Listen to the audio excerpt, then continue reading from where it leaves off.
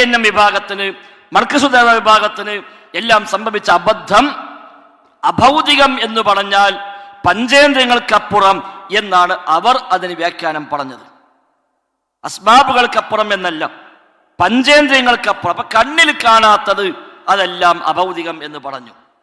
അതുകൊണ്ടാണ് അബ്ദുസ്സലാം സുല്ലമി റഹിമഹുല്ല അദ്ദേഹത്തിന്റെ പുസ്തകത്തിൽ എഴുതി വെച്ചു, ജിന്നുകൾക്കോ മലക്കുകൾക്കോ മനുഷ്യരെ സഹായിക്കാനോ ഉപദ്രവിക്കാനോ സാധിക്കുമെന്ന് വിശ്വസിച്ചാൽ തന്നെ ആ വിശ്വാസത്തിൽ ശിർക്കും കുഫ്റും സംഭവിച്ചു.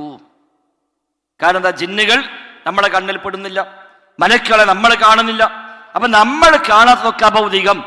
അതുകൊണ്ട് മലക്ക് നമ്മെ സഹായിക്കും എന്ന് വിശ്വസിച്ചാൽ ശിർക്ക്, ജിന്ന് നമ്മെ ഉപദ്രവിക്കുമെന്ന് വിശ്വസിച്ചാൽ ശിർക്ക്.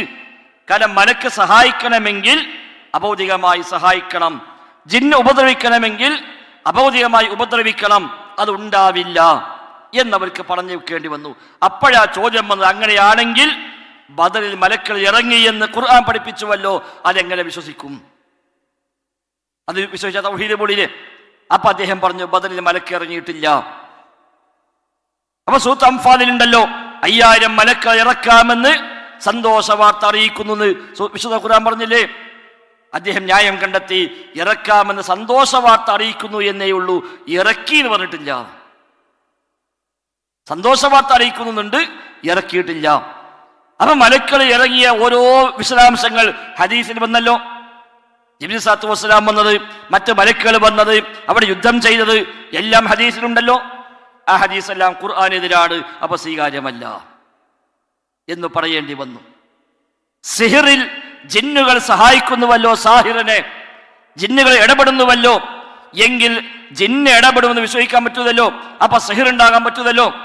അപ്പൊ അദ്ദേഹം പറഞ്ഞു, ഇല്ല, ജിന്ന് ഇടപെടുന്നില്ല, സിഹിറിന് യാഥാർത്ഥ്യവുമില്ല.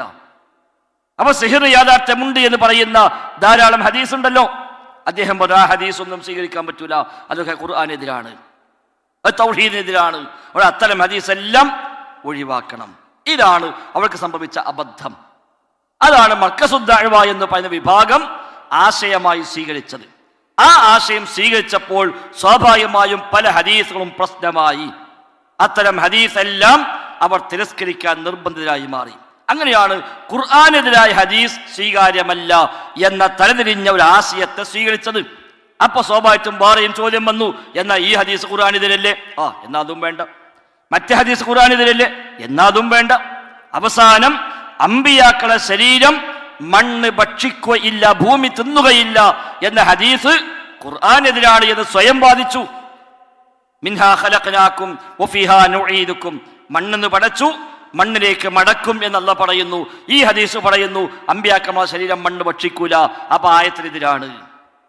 അതുകൊണ്ട് ഈ ഹദീസ് സ്വീകാര്യമല്ല. ഇങ്ങനെ നോക്കുമ്പോൾ പല ഹദീസും പ്രശ്നമായി മാറി. അതിനെല്ലാം ഒന്നുകിൽ വ്യാഖ്യാനിച്ചു, അല്ലെങ്കിൽ തള്ളിക്കളഞ്ഞു.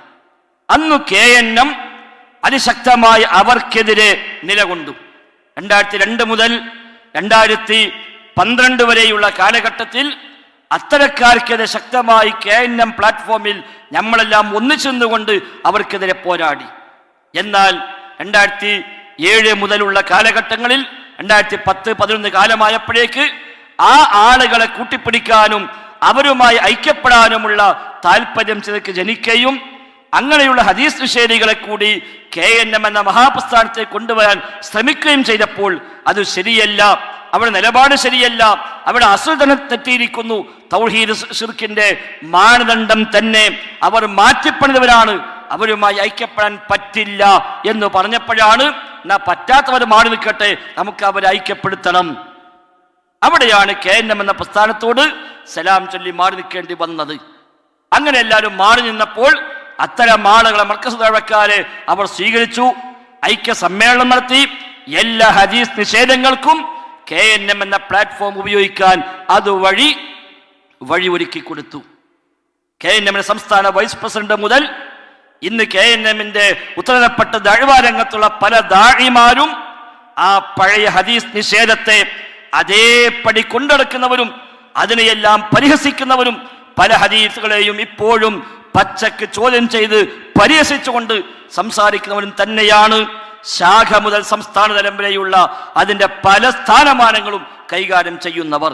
അതുകൊണ്ടാണ് അവരുമായി യോജിച്ചു പോകാൻ നമുക്ക് പ്രയാസമുണ്ടെന്ന് പറഞ്ഞത്. അവിടെയാണ് മൻഹജ് വീണ്ടും ചർച്ചയായത്, അവിടെയാണ് ജിന്ന് ചർച്ചയായത്, അവിടെയാണ് സിഹർ ചർച്ചയായത്. അല്ലാതെ ഒരാളും ജിന്നിനെ വിളിക്കാൻ പോയിട്ടല്ല, ഒരാളും ജിന്നിനെ വിളിക്കാമെന്ന് വാദിച്ചിട്ടല്ല, അത് പറ്റുമെന്നോ അത് ചെയ്യാമെന്നോ പറഞ്ഞിട്ടല്ല, അത് പറയുകയുമില്ല, ഒരാൾക്കും പറയാൻ കഴിയുകയുമില്ല. നേരെ മറിച്ച് ഇത്തരം ഹദീസ് നിഷേധങ്ങളെ ഔദ്യോഗികമായി ഏറ്റെടുക്കാനും അതിന് വേദി ഒരുക്കാനും ചില ശ്രമങ്ങൾ ഉണ്ടായപ്പോൾ ആദ്യമൊക്കെ നമ്മൾ എതിർത്തു.